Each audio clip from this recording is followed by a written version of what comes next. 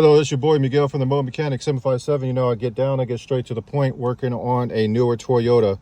Most Toyotas, Hondas are in the same category, what I'm about to say. When your car just cranks but doesn't start, and you have the key in the ignition and you see that security light, that means the car is not recognizing the key. It should not be on right now, but it's flashing. The car does not recognize the key. So anybody who has Hondas or Toyotas, just look for the flashing. On Toyotas is going to be right here, which is flashing. On Hondas is going to be up here as a key. When you put the key in the ignition, put it forward, and you still see it, you need your key program or a new key. If you like this video, please like, subscribe, and share.